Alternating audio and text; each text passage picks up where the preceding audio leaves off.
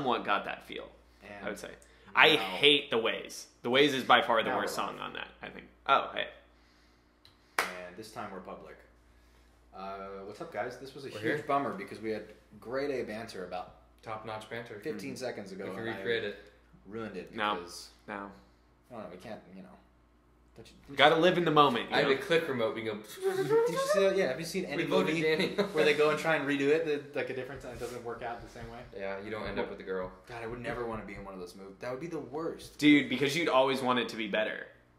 Here's a shower because I'd always be worried that I screwed it up about what it could be. I already have enough of a mental issue when I hear about that there was somebody else had an alternate script for a movie that came out where I'm like, oh, but what could it have been? Or actors. No, that's what I'm saying. Like, you would have wanted to see what it could have been, and then you would have kept wanting... There's like, a million different versions. Billions and trillions different ways that could go. You'd want to see every one of them.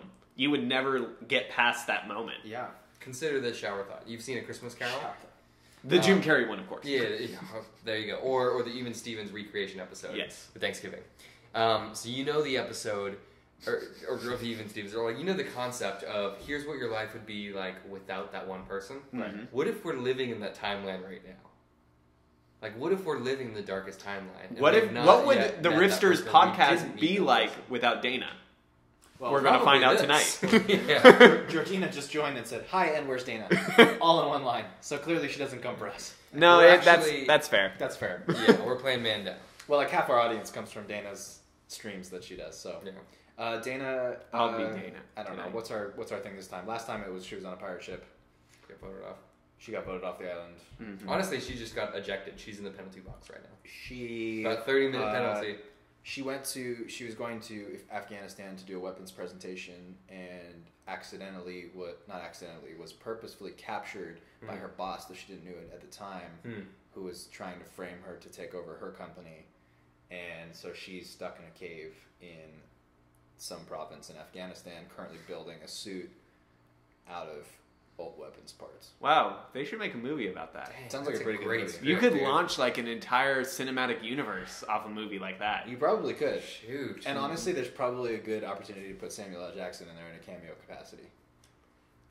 He'd probably do it. He's in everything. Just go to Randy's Donuts, Sadly, it is Dana's life story, so she would have to sign off. I mean, yeah, but she's trapped in Afghanistan, so... That's true, that's fair. So what's she going to do about it? Let's make it.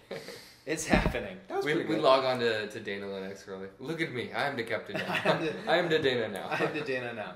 You are my nuts. Trent has arrived. Riffsters loyalty card holder Trent has arrived. Hey, Trent. Got to laminate. What's up, guys? We got 4 viewers so far. Only 2 have commented. Georgina says, no, I like you guys too, so that's good. She does come partially for us. We got to give her a laminated card as well. Yeah, I think Georgina has earned a Riffsters loyalty card. Yeah. Remember number 2, and 2 is the best number. Yeah. So... Question for you guys, and question for the people in the audience. If you had a lamination machine, what would be the first thing you'd laminate? My own trading cards. Oh. Already did it. Shoot. That's what I did as a kid. My dad introduced me to lamination. And you have a lamination machine? I don't know if we have it anymore, but as a kid, he brought one home one time, and I was like, oh my god, I can print all my own Dragon Ball Z cards, which pretty much just boiled down to me printing out shitty quality pictures and then laminating them. That's pretty awesome. That's pretty awesome. I'll show you my binder. Do it to all your friends. I'm going to go flat Stanley, laminate myself. I can send myself, across the world for very, cheap shipping costs. Through the interwebs. Mm-hmm. You guys have some good answers. I was thinking like placemats or something. So if I spill on it, it's just like easy clean up. That also works. Jedi Templar is joining. Says, "Hello all. Where's Dana? Damn man." Sadly, Dana's no longer with us. So. Dana, you just missed it. Dana's in Afghanistan doing a weapons presentation, but actually is captured by terrorists who want her to build a weapon, but she's actually building an iron suit. Instead, that's where Dana is. If she didn't have iron, what other materials could she use? Maybe bronze, fur, stone, a fur suit. Probably not a lot of protection. Brass, brass. Suit. Another alloy. It's just made of trumpets and various. It's just the janky suit. Trombones. What if it's like all the Bud Light boxes? See, you see all the college it's actually a French horn. Yeah. And the bullets collect in the horn part, and they stay in there, and then you blow into it really hard, and it projectiles back out. It's like Black Panther's suit absorbing energy. Dang. The tube is absorbing really bullets. And catching it sprays it back out. Can you imagine he just walks out, and he's like, all I have was brass. Instead of like missile fire. People are laughing, and they're just like... Posed. like, oh, it's so bad. Get out of here. Just go. We don't want you anymore. You clearly aren't the man for the job. You're not an aficionado of the jazz arts. But anyways, guys. Sophisticated jazz face. Anyways, guys, I think it's time we move on to our topic. I'm the host for today, and we're going to be doing a little bit of an Oscars preview show. But it's going to be a little bit different. I went through and looked at a couple different websites to gather the consensus favorite for every category. Mm-hmm. Okay. We're going to go category by category with some of the biggest categories. Mm-hmm. You guys are going to have to tell me why the favorite will not win. Okay. And whether something will win in its place, or just why the favorite will not win. Okay. Do they have like polls for like what the favorite, or how do you measure that? So I went to like 5 different sites and just did. Okay. Most of them all had the same answer. Sometimes one site would pick. It's traditionally based on the race, because there's all the awards leading up to it. Yeah. So there's traditionally indicators of like, if this thing wins this, it gets this. No Oscar winner has ever not won this and then won that. Like, they have indicators. Yeah. The BAFTAs is actually because that's the one, right? That's the last award show before. So like, I was just reading about those results. That's usually a pretty good like indicator. So whether you believe it or not, you have to argue against the favorite. Okay. You ready? You guys want to tag team this, or each have your own categories? Tag team. Okay. Best Picture. The favorite is Shape of Water. Is it really? Yep. What are the nominees? Oh, I got that. So you have to say why The Shape of Water won't win. Mm-hmm. It is going up against Call Me By Your Name, Darkest Hour, Dunkirk, Get Out, Lady Bird, Phantom Thread, The Post, and 3 Billboards. I honestly wouldn't put The Shape of Water. Yes, it could be the favorite, but I think Get Out has some strong legs behind it. That's Best Picture? That is Best Picture. Because I can see, I feel like Guillermo's going to win Best. Maybe that's what's coming up, but I don't even think I would never put that as my front runner. I was thinking Call Me By Your Name. Darkest Hour, maybe. Yeah. Okay, so then if we're talking about why it's not going to win, then my thought is that it's 1, too watery. 2, not enough fish dick. Way too shapy. I don't get it. That's Kanye. Hashtag more dick. Yeah. More fish dick. Yeah. Was trending. Release the free, or instead of release, or free the pee, it's free the fish pee, Free the fee pee. I don't know, that's not a thing, but it just sounded fun. Yeah, so, reasons number 1 or 2, too watery, far too shapy. No film has ever won the Oscar for being too shapy. Has Guillermo del Toro ever won an Oscar? Try it a third time. Did he? Try it one more time. Did Guillermo del Toro. There you go. Nailed it. Third time's a charm. Ever, you just have to, I had to put some inflection Did on. Guillermo del Toro. Did John Smith. Guillermo. Recognize. We get the joke, Julian. Guillermo del Toro. Did he win an Oscar for Pan's Labyrinth? No. Or I think it won. What's that thing? Did Pan's Labyrinth win? Pan's Labyrinth won foreign film, didn't it? You said Pan's Labyrinth. He's never won for director. Yes. I think he won for foreign film, but I don't think he's never won for director. Okay. He has won for best lisp-inducing name, though. No. That was a category. That is a Mike Tyson can't say his own name. That's true. That's true. What kind of cruel tragedy is that? Guillermo del Toro. You're adding S's in here. Guillermo del Toro. He hisses like a snake. It doesn't have enough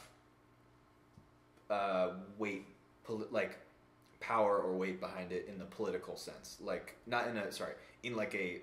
It's interspecies. It's pretty progressive, man. Not in that way. This is the future liberals want. In Oscar voting, the Oscar voting sense. They're gonna go. There's a Daniel Day-Lewis film that's out. Mm-hmm. There's a Steven Spielberg film that's out. Not to mention there's Calling By Your Name. You're giving the Academy way too much credit. But for them not actually being that progressive. But maybe not. Last year's Moonlight, very progressive. Maybe not. Every other year, not very. Which is why I think they would go with a Phantom Thread or a Get Out Post, right? Or maybe I think Get Out I would probably put last on my list of most likely to win. I think it's horror. The Academy hates horror. Yeah, I think it's its award was getting like a nomination.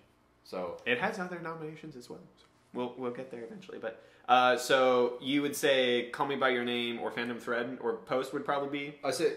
I mean, I don't think those are going to win, but I'm saying like those are the things I would say would beat out Shape of Water. I honestly think The Darkest Hour is probably my front runner, followed by I know it's like kind of an X factor, but I think Get Out has just some social legs behind it, and I know that the Oscar crew or whatever. Crew of Oscar Isaacs, the Council of Oscars. The Council of Oscars. The Council of Isaac. There's just a Facebook thread and everyone's name is Oscar. And they're like, I wonder why you've gathered here every year. We discuss the movies. I'm shocked. But I just like the social impact there, and I think they're going to consider that. I'm shocked neither of you really said Lady Bird or Three Billboards, who I would consider... Oh, crap. I forgot those were... I would consider really big front runners. I think Three Billboards is going to win. Okay. Like, that's... For Best Picture. Yeah, because it won the BAFTA, which is like a huge indicator. It cleaned up at the BAFTAs. Okay. Best Actress. The favorite to win is Frances McDormand from Three Billboards. Interesting. Sally Hawkins, Shape of Water, Margot Robbie, I, Tonya, Saoirse Ronan for Lady Bird, and Meryl Streep for The Post are the other nominees. Why is Frances McDormand not going to win, despite winning every other award so far this season? Because Meryl Streep is in that Calgary. Meryl Streep is in Calgary. She's only won like 20% of the time she's nominated. Well, that's pretty damn good. I have to argue against why the frontrunner's not going to win, and my most compelling argument is Meryl Streep is in that category. I can't see the camera pan of them calling any name other than Meryl Streep, and she's just clapping from her seat. Yeah. That does not exist. She's clapping from her seat and on stage, and everyone's like, she's clapping for herself. Witchcraft. On stage. Witchcraft. You know she was nominated for Into the Woods? Like, I love that movie, but I felt like so many people didn't. The Anna Kendrick one? Yeah. Well, that's because at this point, Meryl Streep is just like, she does a movie, she gets a nomination. Like, what movie has she done that she didn't get? It's actually less than 20% now. I think she's at 20 or 21 nominations. Except Mamma Mia. Mamma Mia is like the only movie that I could see like she would have done. They wouldn't have given her an Oscar nomination for that because why? You know. Can we tangent on how creative Mamma Mia's marketing tagline for Mamma Mia 2 is? Here we go again. Here we go again. Isn't that the name of the movie, or is it just the name of the song? The song is. It's like an ABBA song. No, but I mean, like, isn't that the subtitle of the movie? It's like Mamma Mia 2. Here we go again. Yeah, that's what you're saying. It's like, I almost think it started with the tagline. They're like, guys, we have to make a second one. This is too gold. And Lily James is in it, so down. So Meryl Streep, you're saying both of you? Yeah. Fair enough. That's the most compelling argument you can make in that case. I'm shocked you didn't go Sally Hawkins or Saoirse Ronan, who's already been nominated before. But Best Actor, Gary Oldman, Darkest Hour is the current favorite. Yeah. Timothy Chalamet for Call Me by Your Name, Daniel Day-Lewis for Phantom Thread, Daniel Kaluuya for Get Out, and Denzel Washington for Roman J. Israel Esquire. I think Daniel Day-Lewis, this is his last film, right? As an actor. I think out of respect. But he's already won. This is essentially but it's his grand finale. This is essentially the reverse of what we just said, or like the flip side, which is like, but most compelling argument, Daniel Day-Lewis is in the category. But also Timothy Chalamet is better than all of them. So that's another argument, is that he deserves every award. But shouldn't Gary Oldman, who's been a character actor for so long, had the performance of his life, shouldn't he deserve his first Oscar? Maybe not. Perhaps not. Has he really never won one? He's really never won one. I think he's only been nominated twice. No, he deserves it, but perhaps not. DDL's like, take another one? Timothy Chalamet's like, I'm only 19, I'll take this. Yeah. See ya, old man. Old man. Oh my god, his name is literally Old Man. Yeah. There's glass shattering in Julian's brain right now. Also, when you type Gary Oldman, it autocorrects to Old Man. Really? So they know. You know, I saw him at LAX. I saw Johnny Knoxville this weekend in the Valley. It was very weird. I was at a mini golf place. What stunt was he doing? He wasn't doing it. He was being a dad, I think. Whoa, I don't know why he was there if he didn't have kids. That's bizarre. He's there to pick up kids. Yeah, I always want to see some good stunts. It's like, hey guys, I'm like looking for some kids. You're kids? No, like I just want to get kids. This is where, don't you get kids at mini golf? This is where you get kids. So you saw Gary Oldman? Yeah. At the airport? Yeah, I was dropping someone off at LAX, so I was at the drop off area, and we dropped him off, and then like right to the left of the door, he was just chilling, like he was just waiting outside, like he was just sitting there, like next to a trash can smoking, waiting for his cab driver. I'm like, how have you not been picked up in a fleet of dragon-shaped vehicles? I don't know why dragons. I just feel like that's what he would. Can I tell you a true story? It's called the peeing next to Gary Oldman story. I think you guys have both heard this. I'm sure someone's peed next to Gary Oldman before. Did you pee next to Gary Oldman? The person is me. So I was working at Google, I went to the YouTube campus, and they were premiering Rise of the Planet of the Apes. Is that the second one? Yeah. So the cast of Rise of the Planet of the Apes, so Andy Serkis, Jason. I still hold that those movie names should have been switched. Rise should have been the first one, and Dawn should have been the second one. Was it not that one? Wait. What was the first one? No. The first one was Rise. Yeah, Dawn. Okay, never mind. I flipped that. Yeah. Rise, Dawn, War. Anyway, sorry. Just for the Dawn of the Planet of the Apes, they had this like small Q&A thing. There's like maybe 50 of us, and I really wanted to snap a photo. There's only 50 of us, right? You took a picture of his dick. And I did not get my photo because they were all in a rush and all bummed, but hadn't been to this campus. And so I just took an elevator down, and I've been like pinching for 2 hours. and so I was just trying to find a bathroom, and the doors open. It's Carrie Russell and Gary Oldman. So I'm like, oh my gosh, Gary, can I get a photo? And so I snapped a photo with him. It's on my Instagram. We take a photo, and then I'm like, all right, I gotta pee. And then he's going to the bathroom too. So we have that awkward thing where we're walking in the same thing, and then we're peeing in the urinals together. Wait, I missed the first Did you get a conversation though? Like, it was basically like, I love you, Sirius Black. Can we get a photo? So I have that. But I'm saying, while peeing, did you go? You're doing that's really when great I work. said I love you, Sirius Black. You whispered sweet nothings into his ear. Fries with that. So there's six urinals, and he went on this side, and I think he thought that I'd go like towards the middle or this. No, I just went right. No, I missed the first part of the thing. Where was this? This was at a Google campus. It was a special Q&A for the Dawn Planet of the Apes, the premiere. And then they had to leave early, and then I just left. I didn't know how to get out of the building. Went to find a restroom. Went down an elevator door opened, and Carrie Russell. Dude, they've got it made at Google where they just like bring in actors to talk about stuff for no reason, and they can do it because it's Google. No, they film it. It was like a lot. I know, and I'm like, I've watched them, and I'm like, I mean, God damn. our college used to do that all the time for the film school. I mean, yeah, but that's like, and it's now like going to be a Netflix series. So that's pretty cool, actually. USC has an entire class, right? Where every class they bring in like a celebrity or director or something. Well, USC is also the top film school in the country. So. We got a comment that says Logan should win Best Screenplay, which I'm sure we'll get to that. But Best Supporting Actor, Patrick Stewart, which isn't even nominated. I know. He was fantastic. He was. I think he was dangerously underappreciated in Logan. Well, that's just because Hugh Jackman and is it Daphne Keane? Daphne, yeah. I knew it was a D name. This is how I know that people don't don't have any here. Buddy, you gotta. Kitty. This is a podcast situation. This is not for kitties. This is how I know people don't take superhero movies seriously, and they have like an insane bias because just if that movie has nothing to do with Wolverine, are you seriously going to tell me that Hugh Jackman's not going to get nominated for something? He was more likely to get nominated for Greatest Showman, which is insane. Not even his best movie that year. The level of pain and trauma he has to depict, and the relationship he has with that girl, how are you not going to? Just because it's emotionally arresting. It was just like I was sitting in my definitely thought you were about to do another word, arousing. Emotionally arousing. Emotionally awakening. I was as hard as a Wolverine claw. I was as hard as a not vibranium, adamantium skeleton.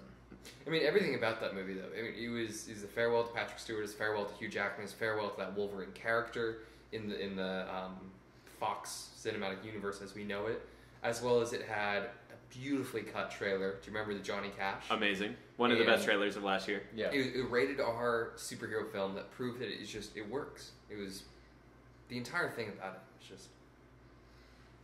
Speaking of superheroes, that transition doesn't work at all. Supporting actress, Allison Janney in I, Tonya.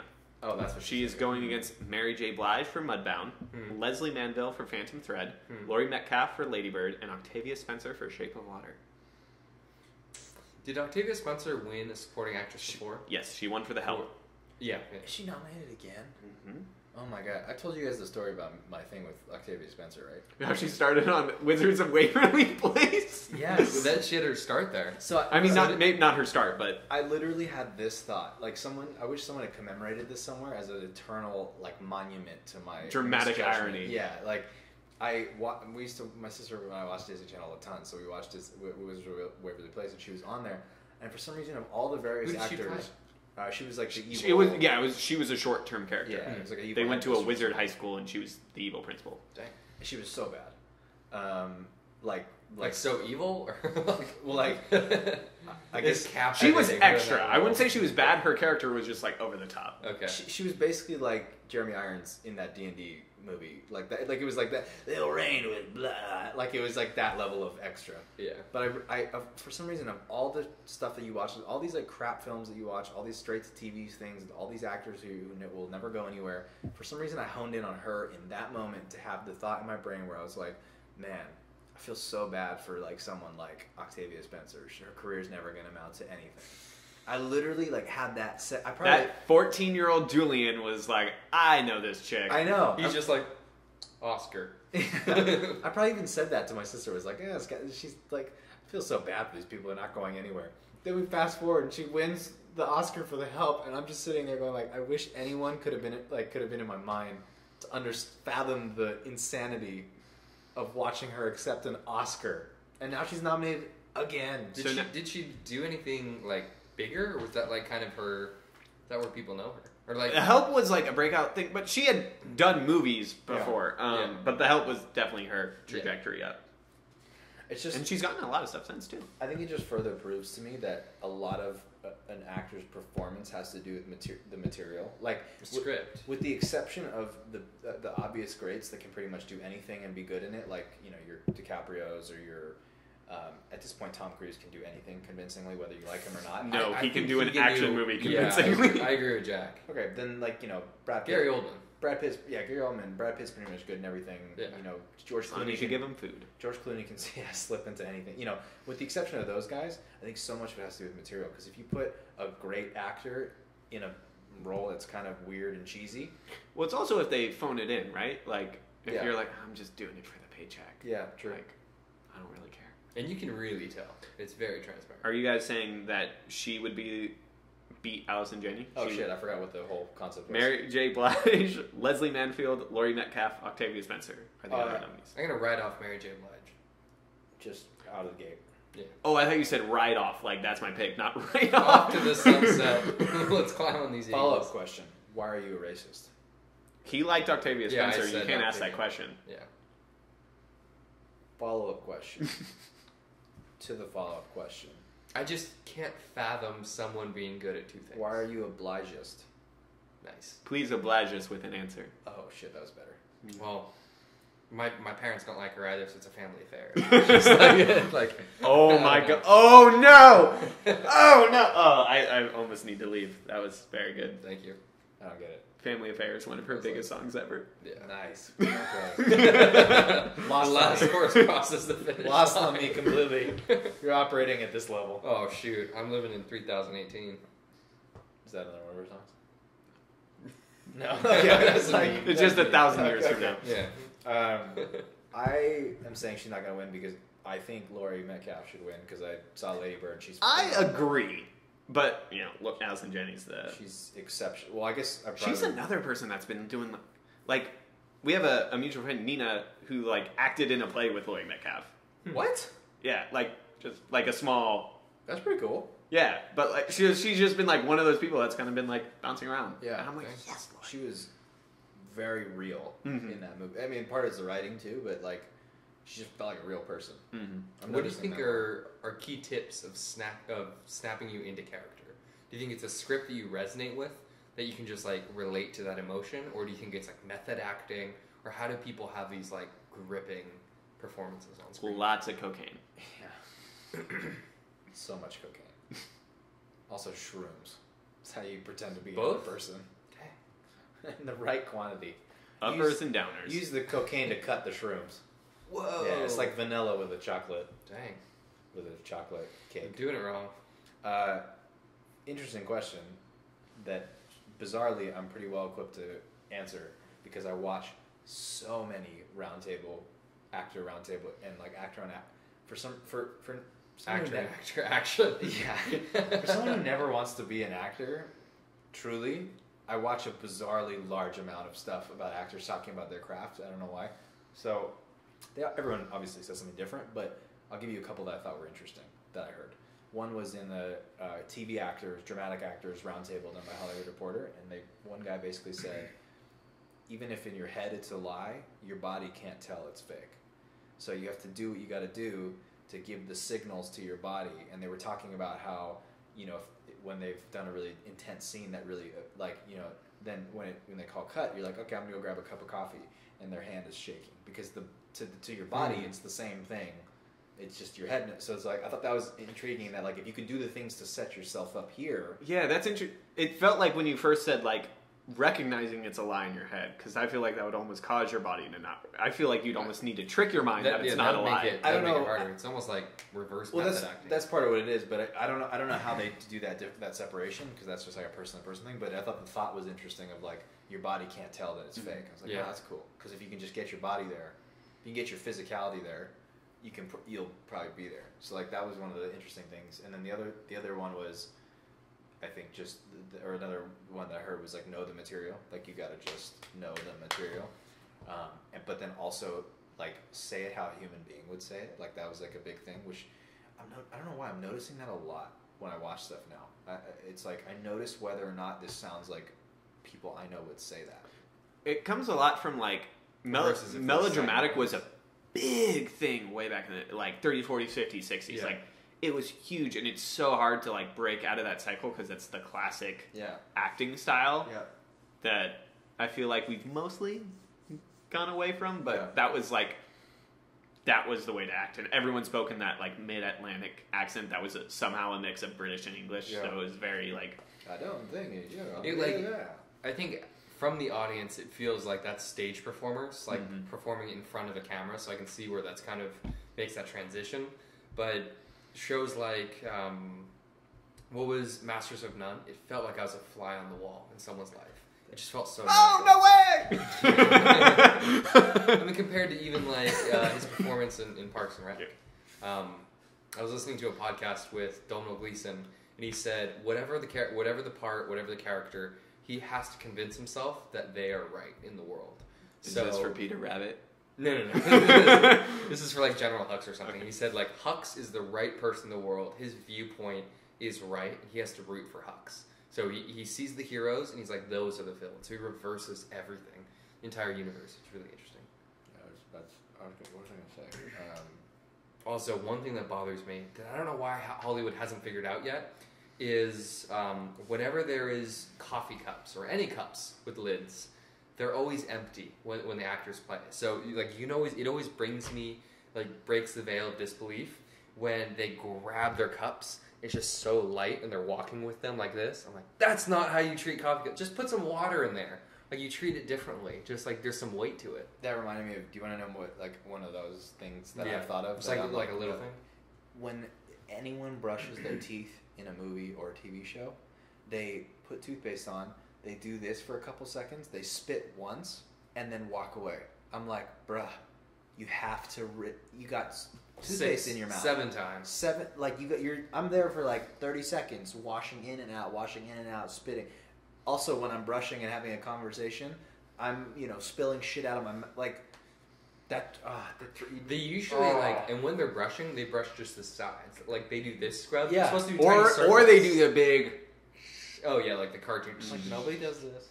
Like it's a tiny circle. Like get all of your teeth. Really. Like that's the thing that I want to see. I don't want to see you talk in the scene. That's why Stranger Than Fiction doing a couple brushes on each tooth was really realistic.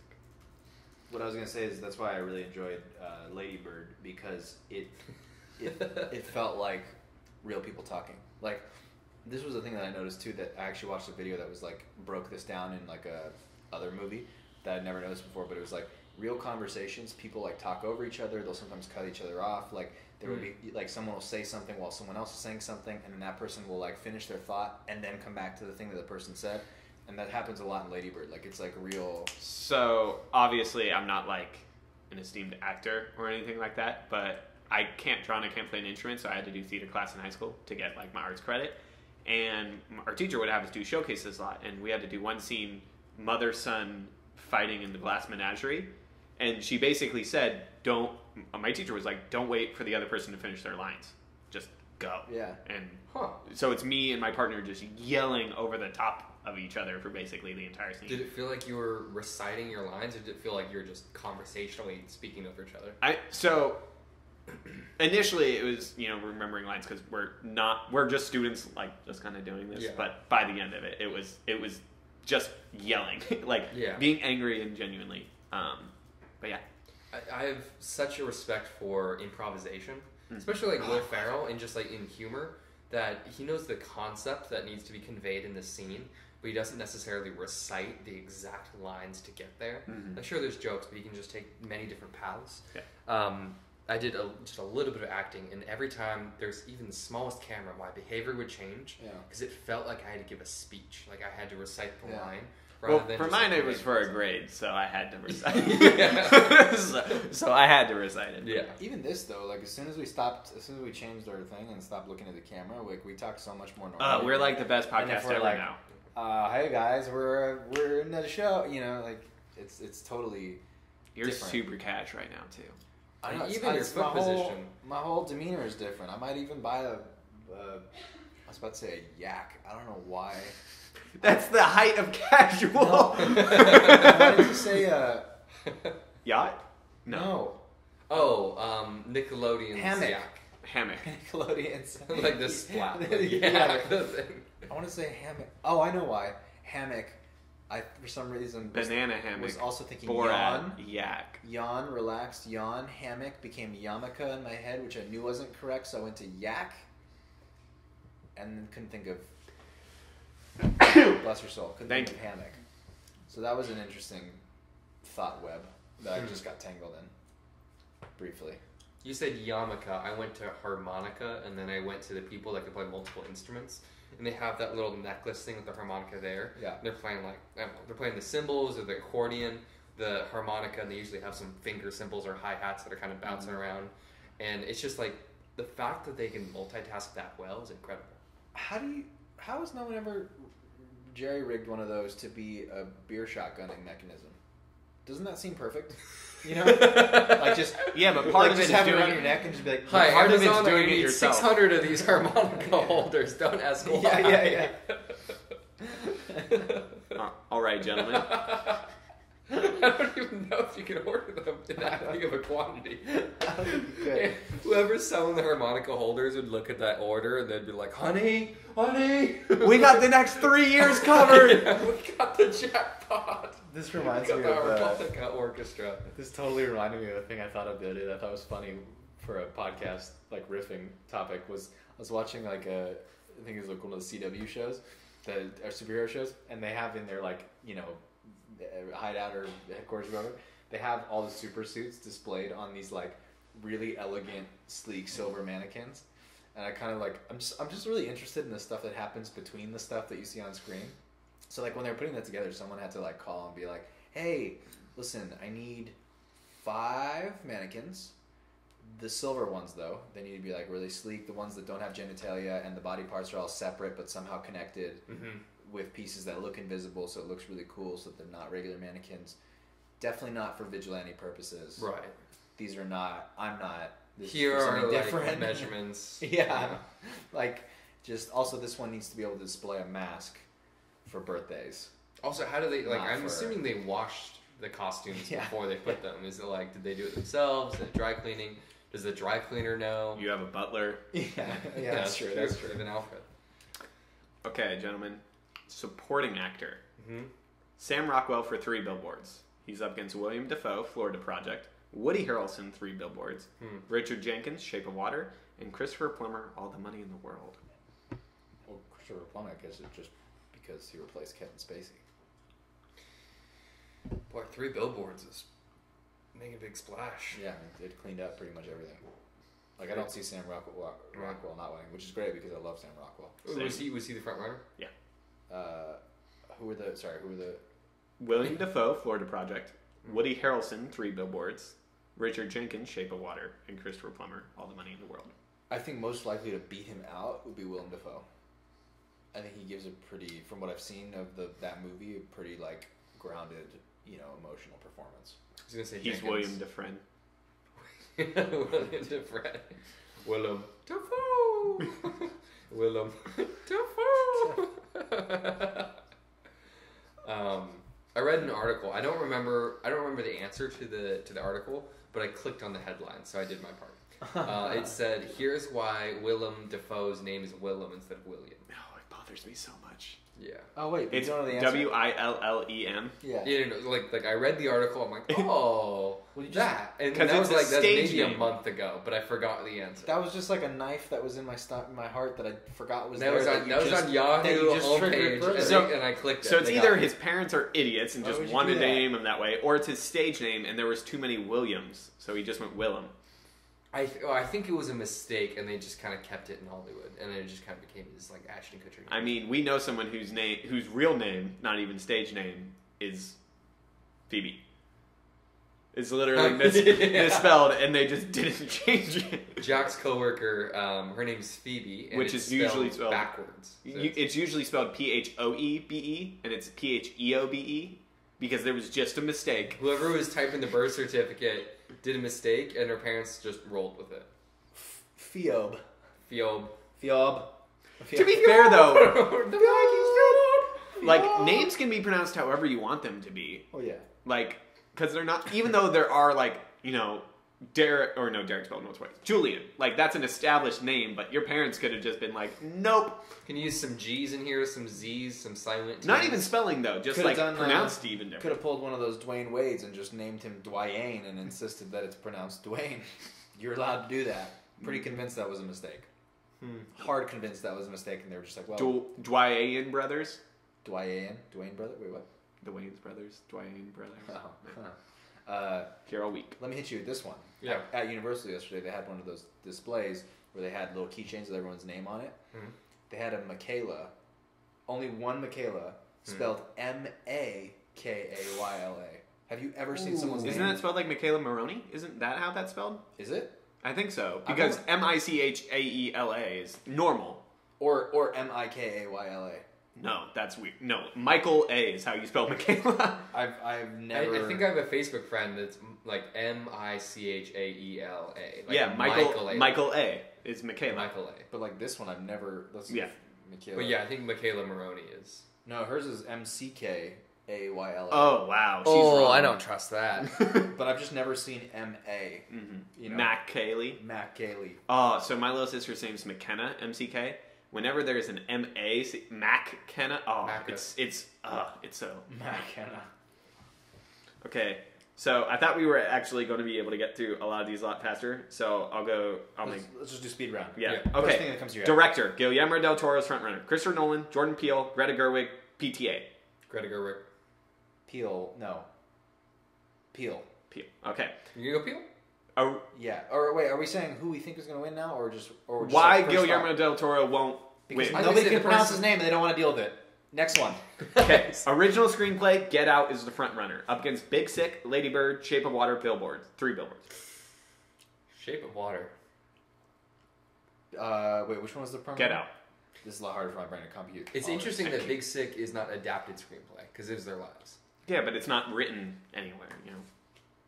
Dear Diary. Get Out will not win because all the Oscar voters got confused when they received the ballot that said Get Out and thought it was the guy across from them telling them to get out of the room. They all left the room, therefore did not vote for it. Next one. Fair enough. Dang. Adapted screenplay. Frontrunner is Call Me By Your Name. Logan. Up against Disaster Artist, Logan, Molly's Game, Mudbound. So I want Logan to win. I actually think Disaster Artist is probably going to win. And this is like a crazy thought. I don't want it to win. I think it's going to win. But the Speak question is against why Timothy Chalamet. Adapted screenplay. If you were to look at Disaster Artist and then The Room, right? It's uncanny. What was the front runner? Call Me By Your Name. Speak against Timothy. No, Strike him down. I can't. Do it. Do it.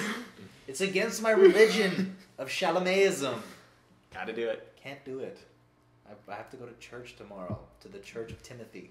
You can do it. Why will that not Take win? the showers. Because last year's movie last year's winner was, I think, similar in theme and without. I'm trying to say this as politely as possible. Yes. That's why. No, there's actually Academy members who, I mean, I'm not saying I agree with them, but they have come out and said, we don't want to pick Get Out because we did the black thing last year, and we don't want to do Call Me By Your Name for Best Picture because we did the gay thing last year. Literally, people are quoted as saying that is like the most extreme level of taking a test on a Scrantron, and you're like, the last 3 answers were C. Okay, this one can't be C. Someone was like, oh, you might want to look at what you did the last 87 years. Okay, but sorry, really quick. Did you guys see that tweet that someone was like retweeted someone that was like, can you imagine if they made a movie like about a Scandinavian king who had magical powers and he was super powered and they called it White Panther, like some racist idiot, and someone retweeted it was just like they did. That was Thor. They made 3 of them. Animated film. Okay. Coco is the front winner. Oh. Boss Baby, Breadwinner, Ferdinand, Loving Vincent. Well, I worked on Ferdinand, so You no, because again, it's not why he's gonna win. It's why it's not gonna win. Coco is. You can say because Ferdinand is awesome. You can. Oh, that could be your reason for why it's going to lose. Okay, my other reason was going to be that because as soon as they read Coco, they all got hungry for Cocoa Puffs. They went cuckoo for Coco. But they're in love with the Coco, and they were in love with the Coco. So many reasons to go out and get Coco. Therefore, not vote on Coco. I'm gonna say Boss Baby. And I'm not buying what I'm actually selling right now. But I'm going to say Boss Baby. Because the marketing materials appeal to both adults bringing their kids to the movie in that they say cookies are for closers. I mean, financially, it was a success. It was a success. It had Alec Baldwin, and it said cookies are for closers, and that appeals to adults knowing that coffee's for closers. Like, I'm going to take my kid to this. It did really well at the box office. So Ferdinand was also really good. Mm-hmm. Cinematography, Shape of Water. Star Wars. Up against, not nominated, up against Blade Runner 2049, Darkest Hour, Dunkirk, Mudbound. Oh, Dunkirk. Is Shape of Water really the Shape Water? Yeah. No, I thought 2049 for Oscar Roger Deakins. You would think. I would think. But Shape of Water, I checked 5 sites, majority went Shape of Water. Shape of Water is not going to win because Roger Deakins is better than everyone. Roger Deakins is better than Where You Live. He's the best. Damn. He's the master. I'm going to say Dunkirk. I think Christopher Nolan deserves a little bit more love. And I think the editing of anxiety-inducing with the times and just the different times, it's got a lot of love. I don't believe it that Dunkirk is going to win an Oscar, but I got to support Christopher Nolan is going to be so sad. He made that movie only to win Oscars, and it's not going to win any. Did he really? I legit have... Like, come on. He is my favorite director. I have a degree in history with an emphasis in World War II. Yeah, but that movie is made for me. Did not like it. Who was his DP? Was it Dan Hoytema again? I don't know. Okay, guys. Could you click the next slide? Oh, yeah. So moving on to our trivia challenge. Mm-hmm. I'm going to keep it Oscars themed. Uh-oh. And we're running a little long, so I'm going to give you guys 5 minutes. Okay. You guys can ask for hints and stuff. All right. There have been 3 movies that have won the big 5 at the Oscars. Best Picture, Best Director, Best Actor, Best Actress, and Best Screenplay, either original or adapted. What are the 3 movies that have won all 5? I think Lord of the Rings is one of them. I think there is too. I think Return of the King is one of them. Is it Return of the King? I think so. Because that was the one that won all the awards. I mean, the other ones won awards, but the one that won all of the awards. Right. So I'm going to counter with, who won Actress? That's a good question. Who would be not... Miranda Otto, but probably not. If I'm asking you that question, that's a big no. It's not like, give me your 3 guesses. I'm like, let's try and figure this out. Yeah. At the halfway mark, I'll give you... My other thought was going to be... La La Land. Wait, no. They didn't win. They didn't win the picture. Come on, brain. What's the name of the movie? I can see it in my head. I don't know why I'm doing this. This doesn't. Jurassic Park. Jaws. No. Steven Spielberg. No. He eats people. I guess that's why I'm doing this. The Hannibal Lecter. Silence of the Lambs. That is one of them. Yes. Nice. Because Jodie Foster. Yeah. Andrew Hopkins. Andrew Hopkins. Anthony Hopkins, and then it would have won, and it did win Best Picture, Screenplay, and what was it? Director, Picture, Screenplay. Who directed that movie? I don't know. I just know the answer. That'd be someone famous, right? Yeah. Can I ask a question? Was one of them in the last 5 years? Silence of the Lambs is the most recent winner in 1991. Interesting. Okay. One Flew Over the Cuckoo's Nest? That is number 2. Is it really? Yep. Gone with the Wind? No. Okay. That's... A lot of people pick Gone with the Wind, but it's not. Silence of the Lambs was directed by Jonathan Demme. I don't know who that is. One Flew Over the Cuckoo's Nest was... 75, I believe? Yeah, but who was in that? Jack Nicholson. Yeah. Why am I blanking on the nurse? The Nurse Ratched is who won it. That's not Diane. No, she wouldn't have been that. I was thinking Diane Keaton, but I don't think she'd be that old. Sound of Music? No. I got literally no clue for the third one. Those were my two. So you guys hit the halfway point. I was going to give you decades that it was made in, and this one's rough. It was made in the 30s. Oh, bummer. Gone with the Wind would have been my...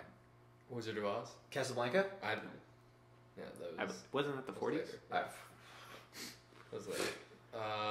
With 1 minute left, I'm going to give you the plot of the film. Okay, and I'm still fairly... I still don't even know if I can... Alright, hit me. Okay. 1 minute on the clock. The plot of the film is a woman tells her father that she's going to run away and marry man A. Father disapproves. She's like, I'm doing it anyway. While trying to get to the other side of the country to meet man A, she runs into man B. Man B agrees to drive her across the country to get to her, getaway? To get to her wedding.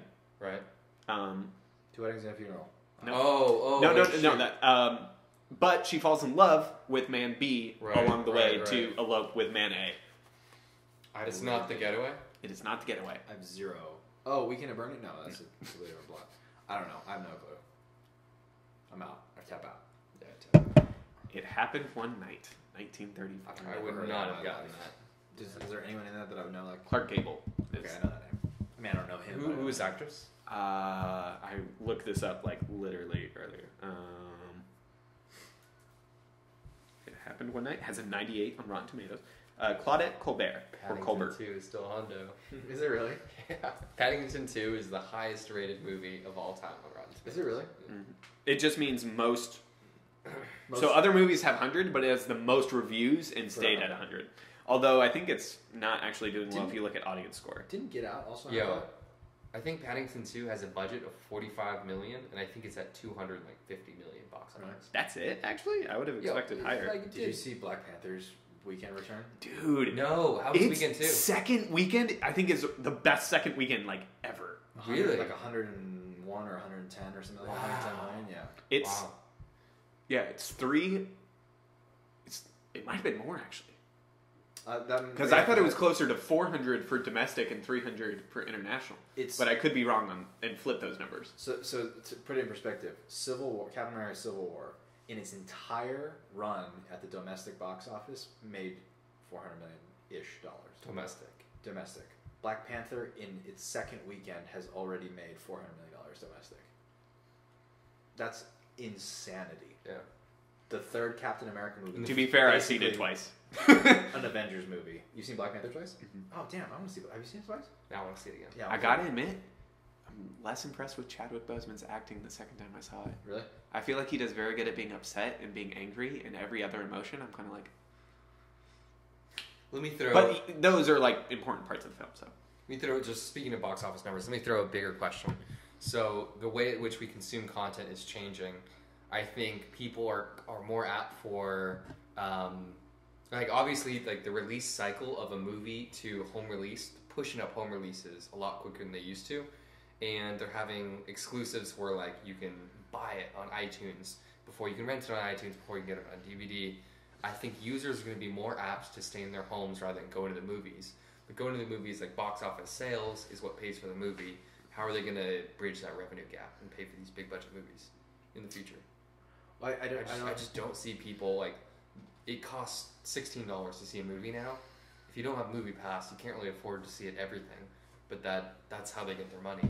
Well, I think they're just going to Netflix is just going to green light the everyone thinks that the mid-level movie has died. I don't think it's died. I think it's just moved to either becoming a TV show or a Netflix movie. At this now, with what they're doing with the original films that they're pumping out, that movie I told you guys I watched, that When We First Met, that was 15 years ago, or 10 years ago, that comes out in theaters. Yeah. That makes $30-40 million at the box office. Right. They're not gone. They've just shifted to Netflix. So for us as consumers, it's fine. Like, we got Bright, we got Mute. That horrible movie. The Mute movie maybe they're not great yet, but this is their first 2 stabs at it, right? Mm-hmm. So the more that you just keep taking gambles on filmmakers and give them free license, and at some point you're going to get a good movie. And I thought Bright was great. And you didn't like Mute, but I like Mute. Or I thought it was cool. It was a cool idea. But like those movies were movies. Those are original IP. To me, Mute sounds like a fever dream. So he's an Amish detective and he can't speak. It's like, what? It's pretty weird. It's not a normal movie. It's a weird movie. I just don't think consumers are going to be able to catch up with the cost of ticket sales. So they're going to say, I'm either only going to go for the massive movies, or I'm not going to go at all. Well, then theaters will cut back on prices because they'd much rather have more people in at cheaper tickets. But you think you'd be seeing that right now, and you're not. Well, because people are still buying them. There's something. I mean, you go into a movie like opening weekend, and it's mostly empty. So but that's standard. And there's the perishability. They're losing all these seats, and they're not doing anything about it. But that's how it's been forever. It's pretty much movies are the theaters now are basically just for the big tentpoles. That's all they're for now. Nobody's turning out to see anything. Like Annihilation came out this weekend. I saw projections ranging from 50 to 100 million. Wow. And it made 11. Whoa! Wow. So like that's Annihilation. That's a Netflix or a Hulu or a Amazon Prime original film. Mm-hmm. That's where that should have lived. Yeah. Creative sci-fi IP. That's where it should have been. Well, guys, we are coming towards the end of our podcast. We are. So we have a sponsor, and we're really lucky to get this sponsor because it's their busiest time of the year. Mm-hmm. Our sponsor today is Oscar's Organic Gum. Actually, Organic gum. I see you have a piece right now. I've been chewing on Oscars all day actually because we got the shipment and I've been preparing. But yeah, this is actually the side business of Oscar Isaac. Actually, so this is his Star Wars money, his Ex Machina money, funneling back into the promise money. Chew. Yeah. The promise. Yeah, that promise paycheck. Promise money though. What's your favorite flavor? The wheatgrass flavor is pretty stellar. Also, hemp was good. Mm-hmm. I liked tobacco flavor. Does not contain real tobacco. So if you just like literally want to chew, it's kind of like the Big League Chew without the fun. Was not a fan of Earthworm. Yeah, it was a risky. It was a risky pick. He tried to go to Bernie Bott's every flavor bean, like soy sauce ice cream or some such can of. Now, guys, there's something very particular that makes Oscar's Organic Gum stick out. Yes. What do you think about the fact that you can either spit out or swallow the gum? I love to swallow. Mm-hmm. And my biggest problem with normal people gum was that is that often you can't swallow. Mm-hmm. And you can. It's just going to live with you for about 30 days. Which, whenever you swallow it, it kind of tastes like regret. Yeah. But not with Oscars. Yeah. You never need to spit out with Oscars. So I enjoy that I don't have to spit. Mm-hmm. I can, in fact, swallow. I honestly, I swallowed 1 or 2 times. I did not enjoy the experience just because it was just kind of weird going down. I often, first world, I see a trash can. I take it out, I stick it under a desk, I stick it under a table, I stick it under a chair, or I spit it out and put it in a trash can. Or I don't know, spit it out on a sidewalk and step on it and let it dry. Which is very weird for a consumable thing. Yeah. Mm-hmm. But I do that to mints too. Mm-hmm. Usually I'll unwrap a mint, I'll suck on it for about a minute, and then I'll be like, I'm over this. I'm going to go ahead and stick that under a table or under a chair. What flavor does the Council of Isaacs typically eat? Because I'm interested in that. Are they earthworm guys? Are they hemp guys? Are they wheatgrass guys? I think they're salty pineapple guys, to be honest. I didn't try the salty pineapple flavor. I'm glad. You're going to want to spit it out 9 times out of 10. I hear that the pineapple taste actually sticks with you for a while if you have pineapple. If you swallow it, yeah. I've heard that as well. Yeah. It's hard to produce, though. Mm-hmm. Requires just a strenuous effort on behalf of the Oscar Isaac family. And it's a family-owned business. So Oscar is actually running a very special promotion that I think is exclusive with the Riffsters. If you buy 200 packs, which we know is a lot, it comes with your very own gum dumpster. That's perfect. You know, that's great for when for you all don't those want to swallow, when you want to spit. When you want to clean it, just other places, you go ahead and you spit it out in your gum dumpster. I've always wanted my own gum dumpster. Yeah. What color were yours? Sort of an off milky white, sort of a white that seems gray but it's white. A healthy white. A healthy white. Mm-hmm. Mine was like a pinkish, like kind of bubble gum. Almost, you could maybe see the pineapple in it a little bit. Like there's a hint of pineapple coloring to the white. My own little gum dumpster. Hey, so I know 200 packs seems like, why am I buying this for an emergency, like, bomb shelter amount? Amazon Prime, though. Yeah. You're going to save on shipping costs. Exactly. Plus, you need to get over that $25. You don't buy the Snuggie for the Snuggie, you buy it for the worm light, you buy this for the gum dumpster. For the gum, that's the key selling point. Behind every successful man is a gum dumpster, I believe. I've heard that. I have heard that. Just spit your loads in the gum dumpster. Yeah. Just getting loads and loads of packs of gum. How many do you go through, like, a day? Like, I'm about, like, maybe half a pack a day. Dude, sometimes I'm having a real gum dry spell, right? Yeah. Other times, lucky to get 1 pack of gum a week. Yeah. Then there's crazy times where it seems like every day I have a pack of gum. I don't know. It depends just on your mood or on just the supply. Honestly, though, sometimes when I'm gumming, the flavor is so good, that I kind of sometimes I'm just like, I can't open my eye. Have you ever had that where you're gumming so hard that you can't open your eyes? Have you ever get gum in your eye though? Like, I've never had that experience. I've never had that experience either. I'm not gonna lie. I've been chewing and I spat it out and it landed in or around somene's. Have you ever blown your load of gum? Oh yeah, like a bubble. Yeah, of course. Yeah. Because I often enjoy the organic gum is particularly better in terms of like your load will pop on your face though, so it's like it's quite the cleanup. So luckily we have the gum dumpster, so you go ahead and you scrape it off. Yeah. You go ahead and you open the lid. You go ahead and you put it in. The viscosity of the organic gum lends itself to having your load. I'm not gonna lie, I've gummed in the bathroom at work.